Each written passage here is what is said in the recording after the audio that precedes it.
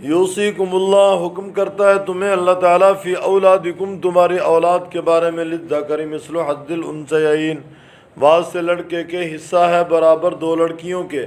فَإِن كُنَّ نِسَاءً فَوْقَ اثْنَتَيْنِ، اگر ہیں وہ دو سے زیادہ لڑکیاں، فَلَهُنَّ ثُلُثَا مَا تَرَكَ، پس ان کے لیے 2/3 جو چھوڑا انہوں نے۔ وَإِن كَانَتْ وَاحِدَةً، اور اگر ہے ایک ہی، فَلَهَا النِّصْفُ، پس اس کے لیے آدھا ہے۔ وَلِأَبَوَيْهِ لِكُلِّ وَاحِدٍ مِّنْهُمَا السُّدُسُ، اور واسطے ماں باپ کے ہر ایک کے لیے ان میں سے چھٹا حصہ ہے، مما ترک، اس سے جو انہوں نے چھوڑا، ان کان لہ ولد، اگر ہے اس کے لیے اولاد، فَإِن لَّمْ يَكُن لَّهُ ولد، اگر نہ ہو اس کے لیے اولاد، وَوَرِثَهُ أَبَوَاهُ، وارث ہوگا اس کا باپ، فَلِأُمِّهِ الثُّلُثُ، اس کی ماں کو ملے گا تیسرا حصہ۔ فَإِن كَانَ لَهُ إِخْوَةٌ، پس اگر ہے اس کے لیے بہن بھائی، فَلِأُمِّهِ السُّدُسُ، پس اس کی ماں کو ملے گا چھٹا حصہ، من بعد وصیت، بعد وصیت کے، یوصی بہا او دین، وصیت کے ساتھ اس کے یا بعد قرضے کے، آباؤکم وابناؤکم، باپ تمہارے بیٹے تمہارے، لا تدرون ایہم، تم نہیں جانتے کون زیادہ قریب ہے تمہارے لیے نفعا، باعتبار نفع کے، فریضۃ من اللہ، فریضہ ہے اللہ تعالیٰ کی طرف سے، ان اللہ کان علیما حکیما، بے شک اللہ تعالیٰ جاننے والا، حکمت والا ہے۔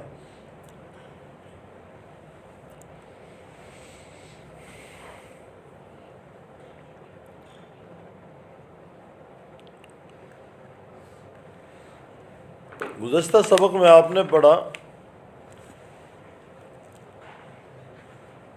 ایک آدمی شہید ہو گیا تو بیوی نے، بچوں نے وراثت کا مطالبہ کیا، تو عرب کے اس قانون کے مطابق نابالغ بچے اور عورتیں وراثت سے محروم رہتے تھے۔ یہ آیت اتری، للرجال نصیب مما ترک الوالدان والاقربون، مردوں کے لیے حصہ ہے اس سے جو چھوڑا ماں باپ نے اور اقربا نے، عورتوں کے لیے حصہ اس سے جو چھوڑا ماں باپ نے اور اقربا نے، کم اس سے یا زیادہ، نصیب مفروضہ، حصہ ہے مقرر۔ آگے ان حصص کی تقسیم کا ذکر ہے، یوصیکم اللہ فی اولادکم میں، کہ اللہ تعالیٰ تمہیں تمہاری اولاد کے بارے میں وصیت کرتا ہے، حکم کرتا ہے کہ لڑکے کو ملے گا 2 لڑکیوں کے برابر حصہ، للذکر مثل حظ الانثیین۔ ایک آدمی فوت ہوا، ایک بیٹا ہے، 2 بیٹیاں ہیں، 4 لاکھ میں سے 2 لاکھ بیٹے کو مل جائے گا اور لاکھ بیٹیوں کو ملے گا، حصہ برابر 2 بیٹیوں کے لڑکے کو ملے گا۔ فَإِن كُنَّ نِسَاءً، فرمایا اگر وہ زیادہ ہیں، 2 سے 2 ہیں، 3 ہیں، 4 ہیں، 5 ہیں، ان کے لیے 2/3 ہے، اس مال کو 3 حصوں میں تقسیم کیا جائے گا۔ مثال کے طور پہ 3 لاکھ روپیہ ہے، 3 لاکھ میں سے 2 لاکھ کے اندر وہ ساری شریک ہوں گی، باقی 1 لاکھ باقی ورثاء میں تقسیم ہوگا، اور اگر کوئی بھی وارث نہیں ہے، وہ تیسرا لاکھ بھی ان عورتوں کو دے دیا جائے گا، ان بچیوں کو دے دیا جائے گا۔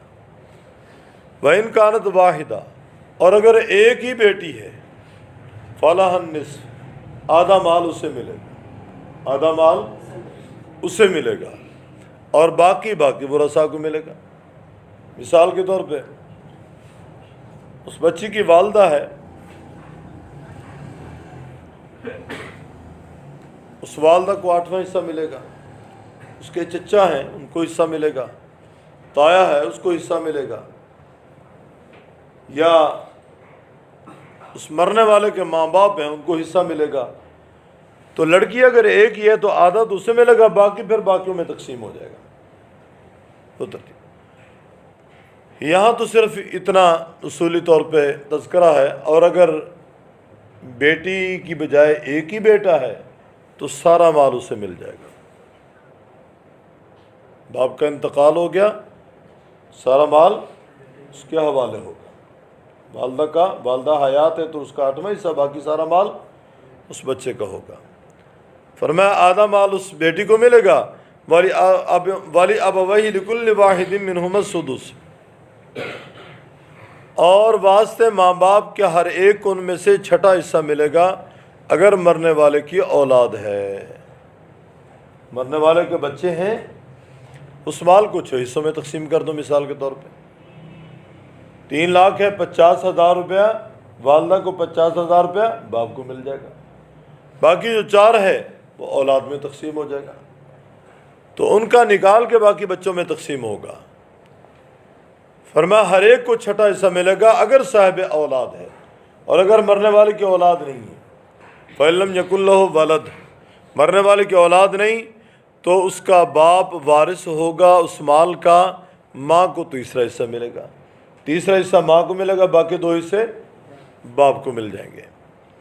فَإِنْ كَانَ لَهُ إِخْوَةٌ، اگر اس کے لیے بہن بھائی ہیں، فرمایا اس کی ماں کو 6واں حصہ ملے گا. اگر اس کے بہن بھائی ہیں تو ماں کو 6واں حصہ ملے گا. لیکن یہ سب کچھ وصیت کے بعد ہے. یوصی بہا او دین، وصیت کر گیا ساتھ اس کے یا بعد قرضے کے. سب سے پہلے ترکے میں سے، ترکہ کہتے ہیں جو مال چھوڑا ہے مرنے والے نے، سب سے پہلے ترکے میں سے اس کے کفن دفن کا انتظام ہوگا. حتیٰ کہ اگر کسی نے اجرت پہ غسل دیا اسے بھی پیسے دینے، اجرت پہ قبر کھود دی اسے بھی پیسے دینے. اور اگر کسی نے بغیر اجرت کے غسل دیا ہے، بڑا ثواب، بڑا ہی ثواب. حدیث میں ذکر ہے کسی نے کسی میت کو غسل دیا اور اس میت کے عیوب بھی چھپائے، 40 کبیرہ گناہ معاف ہوتے ہیں. 40 کبیرہ گناہ معاف ہوتے ہیں میت کو غسل دینے سے. تو اگر کسی نے قبر مفت کھودی، ہمارے دیہاتوں میں وہ مفتی ہی کھودتے ہیں اور میں سمجھتا ہوں بڑے اجر کے مستحق ہیں. حدیث میں ذکر ہے اگر کسی نے کسی کی قبر مفت کھودی، یوں سمجھو قیامت تک کے لیے اس نے مکان بنا کے دے دیا. اور اگر وہ اجرت لینا چاہے تو لے بھی سکتا ہے. جس طرح ہمارے ہاں چمن شاہ میں یا بڑے قبرستان میں شہروں کے اندر اجرت پہ قبر کھودتے ہیں. رشتہ داروں میں شہری سطح پہ تو کسی آدمی کو جناب محنت اور مشقت کا کام کرنے نہیں نہ آتا، نہ کوئی سبل چلا سکتا ہے، نہ کوئی کسی چلا سکتا ہے، نہ کوئی رمبا چلا سکتا ہے وغیرہ وغیرہ.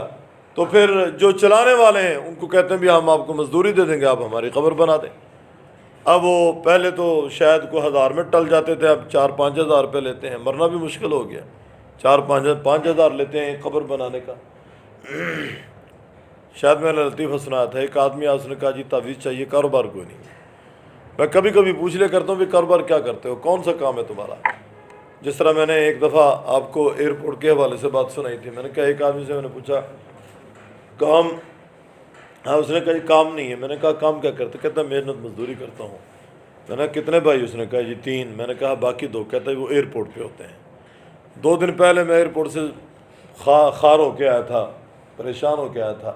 فلائٹ کینسل ہو گئی تو میں نے ٹکٹ واپس لیا اور واپس گجرانوالہ آ گیا. ولیمہ کھانے جانا تھا کراچی، اور یہیں آ کے مدرسے میں دوپہر کی روٹی کھائی. تو میں نے کہا یار وہاں آپ کے بھائی، مجھے پہلے پتہ ہوتا تو میں رسوائی سے بچ جاتا. وہ ہنسی جائے. میں نے کہا کیوں، مسئلہ کیا ہے؟ کہتا گجرانوالہ ایئرپورٹ پہ ہوتے ہیں. گجرانوالہ میں کون سا ایئرپورٹ ہے؟ کہتا تو ایئرپورٹ پہ ہوتے ہیں، وہ نشہ کرتے ہیں. میں پھر خاموش گیا. میں نے کہا نشائی ہے. آپ کے بھی ایئرپورٹ ہے نا یہاں سیٹلائٹ ٹاؤن میں، پونڈا والا چوک میں، پونڈا والا چوک میں گلی میں بھی ایئرپورٹ ہے. ہاں یاسین بھی لینڈ کرتے ہوتے ہیں جی. تو اسی طرح میں نے اس سے پوچھا، میں نے کہا کام کیا ہے پہلے تو بتایا نا. کافی لوگ بیٹھے ہوئے تھے، ادھر خواتین ادھر مرد بیٹھے ہوئے. میں نے کہا کام، خاموش. خیر تعویذ بنا دیا میں نے. تعویذ بنانے کے بعد پھر میں نے اس سے پوچھا، میں نے کہا کام کیا کرتے ہیں؟ کہتا ہے میں چمن شاہ سے آیا ہوں، میں قبریں کھوتا ہوں. آج کل کیس کوئی نہیں آ رہا. گویا میرے تعویذ سے سیٹلائٹ ٹاؤن سے کیس جائیں گے وہاں. نہیں سمجھے؟ مجھ سے اس نے تعویذ لیا ہے تاکہ سیٹلائٹ ٹاؤن سے کیس جائیں. اب ہاں میں نے کہا دیکھو ہو، میرے اور آپ کے انتظار میں لوگ بیٹھے ہوئے ہیں اور تعویذ کروا رہے ہیں ہمارے بارے میں کہ جلد آئے جلد آئے، اور ہمیں سنبھلنے کا موقع نہیں مل رہا. ہمیں احساس ہی نہیں ہے کہ ہم کس طرف جا رہے ہیں، ہم کہاں جا رہے ہیں. ہم بچپن سے جوانی کے انتظار میں، جوانی سے بڑھاپے کے انتظار میں، بڑھاپے کے سے پھر شاید دوبارہ جوان ہونے کے انتظار میں ہے، کیا ریڑھ کا مربع کھائیں گے، جوارش جعلی نسخ کھائیں گے، بال دوبارہ کالے ہو جائیں گے؟ ہوتے ہیں، لیکن کھانے پینے کے بعد ہوتے ہیں، کھانے پینے کے بعد ہوتے ہیں۔ مسلسل جوارش جعلی نوس میں یہ تاثیر موجود ہے، کھانے سے بال کالے ہونے شروع ہو جاتے ہیں۔ اب مہنگے آئٹمیں اور روٹی کھانی مزدور کے لیے مشکل ہے، جوارش جعلی نوس کون کھائے گا؟ اطرف الزمانی کون کھائے گا؟ اطرف الاستقدوس کون کھائے گا؟ خمیرہ ابریشم عام سادہ وہ 100-150 کا ہوگا، جو حکیم ارشد والا ہے وہ تقریباً کم و بیش 1100 روپے کی ڈبی ہوگی اس وقت اشرف لیبارٹری والوں کی، اور یہ ان دوسروں کا 700-800 روپے کا ہوگا ہمدرد اور قرشی والوں کا۔ تو عرض یہ کر رہا ہوں کہ سب سے پہلے ترکے میں سے کیا ہوگا؟ اس کے کفن دفن کا خرچہ ادا کرنا ہوگا، اس کے بعد اس کا قرضہ دیا جائے گا۔ قرضے میں بیوی کا حق مہر بھی ہے، اگر بیوی کا حق مہر اس کے ذمے ہے 50,000 لاکھ 2 لاکھ روپیہ، تو حق مہر اس نے نہیں دیا تو مرنے کے بعد ترکے میں سے اس کا حق مہر اس کی بیوی کو بطور قرض میں ادا کرنا ہوگا، منہا کرنا ہوگا۔ پہلے وہ قرض اتارنے کے بعد میں تقسیم ہوگی۔ سمجھ آ رہی یا نہیں آ رہی بات؟ رات کل ایک مریضہ خاتون تھی، اس نے کہا جی بھائی نے دوسری شادی کی ہے، پہلی بیوی کو طلاق بھی نہیں دی، اس کے 2-3 بچے ہیں، تو اس نے 20 تولے سونا لکھوایا ہے، خاتون نے، بھائی نے لکھ دیا ہے، دیا نہیں ہے، لکھ دیا۔ اب اگر یہ چھوڑنا بھی چاہے تو نہیں چھوڑ سکتا۔ 20 تولہ 15 لاکھ روپے ہے موجودہ آپ کا، 15 بھی نہیں 16 لاکھ روپے ہے، 80 ہزار ہے نا تولہ۔ 20 تولہ سونا اس وقت 16 لاکھ روپے کا بنتا ہے کم و بیش۔ تو اس طرح اگر کسی نے کسی کا حق مہر ادا نہیں کیا، وہ مکان کی شکل میں ہے، وہ دکان کی شکل میں ہے، وہ نقدی کی شکل میں ہے۔ میں اکثر حق مہر کے بارے میں مطالبہ کرتا ہوں، بھی حق مہر 2 بچیوں کو کیوں نہیں دیتے؟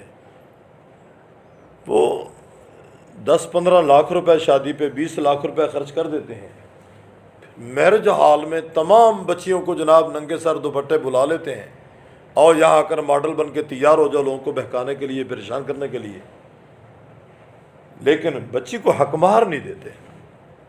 حق مہر بھی دیں، حق مہر دینا چاہیے۔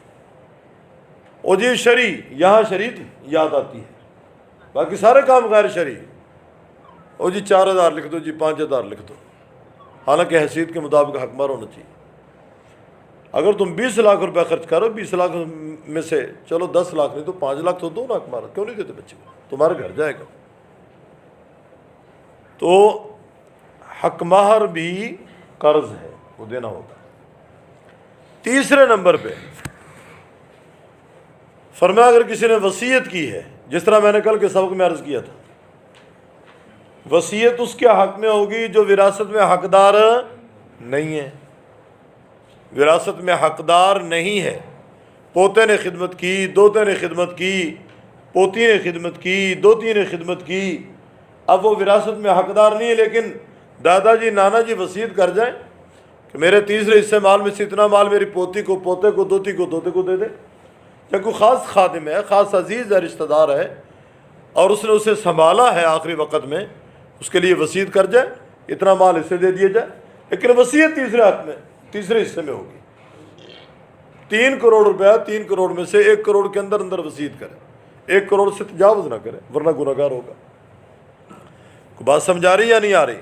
فرمایا آباؤکم و ابناؤکم، تمہارے باپ تمہارے بیٹے، لا تدرون ایہم اقرب لکم نفعا، تم نہیں جانتے کون زیادہ قریب ہیں تمہارے لیے باعتبار نفع کے، کس نے تمہیں نفع دینا ہے، فریضۃ من اللہ، یہ فریضہ اللہ تعالیٰ کی طرف سے، بے شک اللہ تعالیٰ ہے جاننے والا، حکمت والا۔ ایک اور بات سمجھیں، 4-5 ایسی صورتیں ہیں جہاں وراثت میں حقدار آدمی نہیں بنتا، اختلاف دین کی وجہ سے، بیٹا مرتد ہو گیا، یا دونوں میں سے ایک مسلمان ہے ایک کافر ہے، ایک مسلمان ہو گیا تو ایک دوسرے کی وراثت کے حقدار نہیں ہیں، ایک دوسرے کی وراثت نہیں ملے گی۔ باپ مسلمان ہے، بیٹا کافر ہے، باپ کی وراثت بیٹے کو نہیں ملے گی۔ بیٹا مسلمان ہے، باپ کافر ہے، بیٹے کی وراثت کافر باپ کو نہیں ملے گی۔ اختلاف دین۔ دوسرا اختلاف دارین۔ دوسرا کیا ہے؟ اختلاف دارین۔ اختلاف دارین کا معنی یہ ہے کہ ایک آدمی دارالاسلام میں ہے، دوسرا آدمی دارالحرب میں ہے۔ دارالاسلام کی تعریف یہ ہے جہاں من وعن اسلامی قوانین کا نفاذ ہو اور مکمل شریعت وہاں نافذ ہو چکی ہو اور آزادانہ طریقے سے وہ اللہ کی عبادت کر رہا ہو، وہ ہے دار اسلام۔ تو اس وقت تو آپ کے پاس کوئی بھی ملک نہیں ہے، مکمل شریعت تو سعودیوں میں بھی نہیں ہے، مکمل شریعت آپ کے ملک پاکستان میں بھی نہیں ہے، مکمل شریعت آپ کے ملیشیا میں بھی نہیں ہے، ترکی میں بھی نہیں ہے، انڈونیشیا میں بھی نہیں ہے۔ یہ مسلم ممالک ہے نا، تو نہیں مکمل شریعت۔ سعودیہ پہ کچھ امیدیں تھیں اور انہوں نے امریکہ کی غلامی میں پتہ نہیں کیا کچھ کیا اور کیا کچھ کر رہے ہیں اور کیا کچھ دیکھ رہے ہیں، کیا کچھ دکھا رہے ہیں۔ وہ بات سمجھ آ رہی میری ہے؟ تو اسی طرح دارالحرب اسے کہتے ہیں جہاں نماز روزہ آزادانہ طریقے سے آدمی پابندی کے ساتھ نہ کر پا رہا، اذان پہ پابندی، نماز پہ پابندی، روزے پہ پابندی، زکوٰۃ پہ پابندی، حج پہ پابندی، داڑھی رکھنے پہ پابندی، اللہ کا نام لینے پہ پابندی، سر پہ پگڑی رکھنے پہ پابندی۔ اور یہ حالات تو ہمارے ملک میں بھی پیدا کی جا رہے ہیں۔ داڑھی جرم بن چکی ہے، پگڑی جرم بن چکی ہے، مدرسہ کا وجود جرم بن چکا ہے، مدرسے کا طالب علم کا حاصل کرنا، طالب علم بننا یہ جرم بن چکا ہے، اور قال اللہ قال رسول کی صدا جرم بن چکی ہے۔ اور یہاں گویا کہ اذان اور یہ مساجد کا وجود یہ جرم بن چکا ہے بظاہر۔ یہ حالات ہیں یہاں تو بہرحال دار اسلام کس کو کہتے ہیں؟ جہاں من وعن اسلام نافذ۔ ہمارے شیخ رحمہ اللہ فرمایا کرتے تھے کہ طالبان کا یہ 4-5 سال کا جو دور تھا نا، یہ من وعن اسلام کے نفاذ کا تھا، اور یہ دار اسلام جس کو بطور نمونے کے پیش کیا جا سکتا مدینہ طیبہ کے بعد۔ مدینہ طیبہ اسلام کے نام پہ ریاست وجود میں آئی، اس کے بعد افغانستان کی ریاست وجود میں آئی جو طالبان کی کوشش کے بعد۔ مسئلہ سمجھ آ رہا ہے یا نہیں آ رہی؟ اختلاف دارین، اختلاف دین، اختلاف دارین۔ تیسرے نمبر پہ فرمایا اگر کوئی آدمی فوت ہوا، اس کا بیٹا غلام ہے، بھائی غلام ہے، باپ غلام ہے، غلام آزاد کا وارث نہیں بن سکتا، غلام آزاد کا وارث نہیں بن سکتا۔ اور ایک ہے کہ پیغمبر کی اولاد، پیغمبر کا بیٹا بیٹی، وہ بھی وراثت میں حقدار نہیں ہے پیغمبر کے۔ کیوں؟ پیغمبر کی وراثت تقسیم نہیں ہوتی، پیغمبر کی وراثت تقسیم نہیں ہوتی۔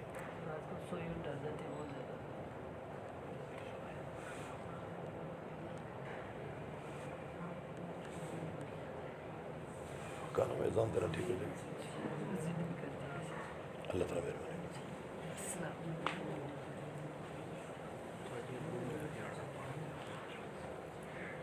کو بات سمجھ آ رہی ہے نہیں آ رہی بھی بات؟ تو ایک صورت اور ہے، وہ انشاءاللہ میں کل بیان کر دوں گا۔ یہ 4-5 صورتیں ہیں جہاں وراثت میں ایک دوسرے کا وارث آدمی نہیں بن سکتا۔ یوصیکم اللہ، حکم کرتا ہے تمہیں اللہ تعالیٰ فی اولادکم، تمہاری اولاد کے بارے میں، للذکر مثل حظ الانثیین، بعض سے لڑکے کے حصہ ہے۔ حظ کا معنی حصہ، مثل کا معنی ہے برابر، حصہ ہے برابر 2 لڑکیوں کے۔ فإن کن نساء، پس اگر ہیں وہ عورتیں، فوق اثنتین، 2 سے زیادہ، فلہن ثلثا، ان کے لیے 2/3 ہے، ما ترک، جو انہوں نے چھوڑا۔ وإن کانت واحدہ، اور اگر ہے ایک، فلاح النصف، پس اس کے لیے آدھا ہے۔ ولأبویہ ولکل واحد منہما السدس، بعض سے ماں باپ کے ہر ایک کے ان میں سے، ہر ایک کے لیے ان میں سے چھٹا حصہ ہے۔